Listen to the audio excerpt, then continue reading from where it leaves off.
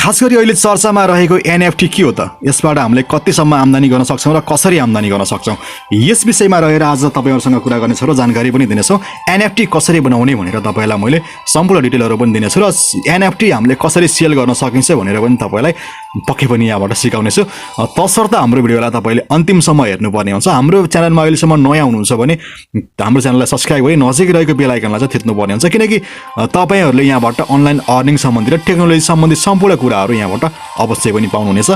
लागौँ आज NFT को बारेमा हामीले NFT भनेको के हो, NFT लाई हामीले कसरी बनाउन सक्छौँ र कसरी सेल गर्न सक्छौँ विश्व मार्केटमा भनेर तपाईँलाई म सिकाउँदैछु।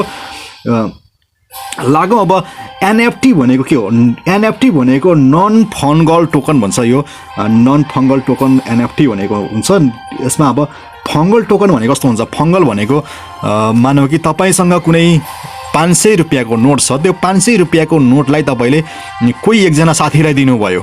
त्यो साथीले तपाईँलाई फेरि 1 महिना पछाडि 500 बराबरको सामान दियो अथवा 500 नै रिटर्न दियो भनेपछि त्यो के हुन्छ त? फङ्गल हुन्छ यसमा, किनकि यो तपाईँले साट्न सक्नुभयो, त्यो 500 को नोटलाई तपाईँले साट्न सक्नुभयो अथवा तपाईँले कुनै पनि आवश्यकताहरू नयाँ तरिकाले परिपूर्ति गर्न सक्नुभयो।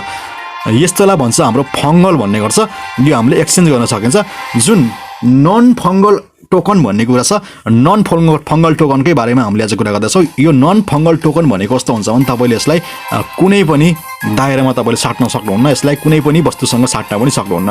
यसमा तपाईँको के हुन्छ भन्दा तपाईँले एउटा 500 रुपियाँको नोटलाई तपाईँले आफ्नै हातले आर्ट गर्नुभयो, तपाईँले आफ्नै हातले आर्ट गर्नुभयो। त्यो पैसामा तपाईँको मात्रै एकाधिकार भएको हुन्छ। त्यो एकाधिकार भएको पैसालाई मैले यसलाई फ्युचरमा मैले यसलाई 1 लाखमा बेच्छु भन्नुभयो भने नि तपाईँले सजिलैसँग पाउनुभयो। त्यसमा हजुरको सिग्नेचर पनि हुने भयो। यो नन फङ्गल टोकन तपाईँको यो 500 रुपियाँको टोकनलाई तपाईँले आर्ट बनाएर यसमा हजुरले सेल गर्न सक्नुहुन्छ। त्यो 500 रुपियाँको नोट बनाउनु भयो, त्यसलाई हजुरले डिजिटल आर्ट बनाएर हजुरले यसमा अपलोड गरिसकेपछि हजुरले एउटा खालको टोकन पाउनुहुन्छ। NFTबाट एउटा टोकन पाउनुहुन्छ। त्यो टोकन तपाईँको नाममा मात्रै रजिस्टर भएको हुन्छ। त्यो जसले पनि बाई गर्छ तपाईँलाई मात्रै कमिसन आउने गर्छ। मानव तपाईँले 500 रुपियाँको नोट बनाउनु भयो आफ्नै हातले भने त्यसलाई डिजिटल आर्ट बनाएर NFT मा अपलोड गर्न सक्नुहुन्छ। त्यसपछि हजुरको पहिलोचोटि ग्राहकले किन्छ, त्यहाँबाट किन्दाखेरि तपाईँले तोकेको मूल्यमा उसले किन्नुपर्ने हुन्छ। त्यसपछि अर्को एकजनालाई किन्नुभयो भने त्यसबाट पनि हजुरलाई फेरि पर्सेन्टेज आउँदै गर्छ। तपाईँ त्यसमा स्वामित्वमा भएको मान्छे हुनुभयो, तपाईँले जतिचोटि त्यसले सेल गर्दा पनि जतिजना मान्छेले किन्दा पनि तपाईँलाई त्यहाँबाट कमिसन आउने गर्छ। यस्तोलाई भन्छ non fungible token. Non fungible टोकनलाई हामीले कसरी बनाउन सकिन्छ र कसरी बेच्न सकिन्छ भनेर पनि म तपाईँलाई पक्कै पनि सिकाउनेछु। यो नन फङ्गल टोकन हाम्रो यो ब्लकचेनसँग सम्बन्धित टोकन हुनाले नेपालको सन्दर्भमा यसलाई इलिगल भनिएको अवस्था पनि छ। त्यसको लागि हजुरले एकदम मध्यनजर चाहिँ त्यसमा गर्नुपर्ने हुन्छ। यसलाई हामीले बनाउनु हाम्रो आर्टलाई हामीले बनाउन सक्छौँ, त्यसलाई हामीले अपलोड पनि गर्न सक्छौँ। तर हजुरले भर्खरै यसलाई बाई एन्ड सेल गर्न सक्ने अवस्था चाहिँ नेपालको सन्दर्भमा छैन। मैले त्यो सल्लाह तपाईँहरूलाई दिँदैन।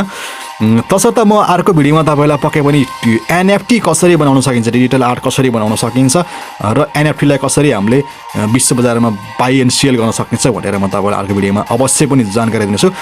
त्यसको लागि हजुरलाई मैले पार्ट 2 भिडियोमा मैले यसबाट सम्पूर्ण डिटेलहरू दिनेछु। कसरी यसलाई बनाउन सकिन्छ र हामीले कसरी अपलोड गर्ने, कसरी एकाउन्ट बनाउने सम्पूर्ण डिटेलहरू दिनेछु। त्यसको लागि हाम्रो च्यानललाई सब्सक्राइब गर्नुभएको छैन भने सब्सक्राइब गरी नजिकै रहेको बेल आइकनलाई थिच्न नभुल्नुहोला, किनकि हामीले बनाएको भिडियो तपाईँहरूको सामु सबभन्दा पहिला आओस्। यसपालि बाई।